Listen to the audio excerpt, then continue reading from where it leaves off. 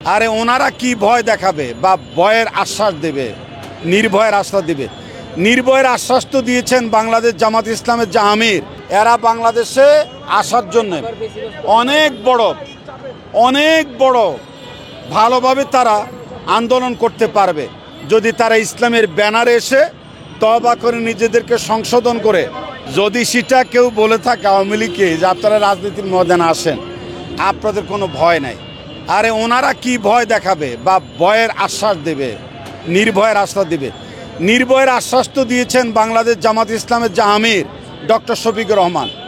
উনি 2 দিন পরে যে বলেছে আমরা সাধারণ ক্ষমা ঘোষণা করি, এই ঘোষণার কারণে ওনারা যেভাবে বেঁচে গিয়েছে সেই শকর যদি আদায় করে 1000 বছর সেজদা দিয়ে শকর আদায় করতে পারবে না। কারণ তারা জীবন আয়নাগর তৈরি করেছে, তারা বাংলাদেশের অসংখ্য মানুষকে খুন করেছে, হত্যা করেছে।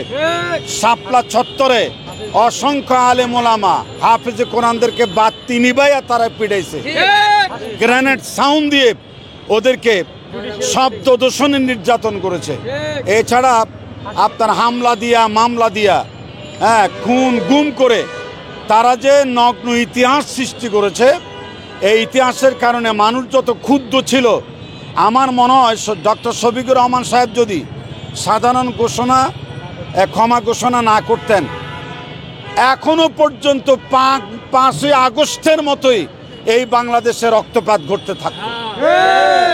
তো সুতরাং বাংলাদেশ জামাত ইসলামই তো ক্ষমা করে দিয়েছে।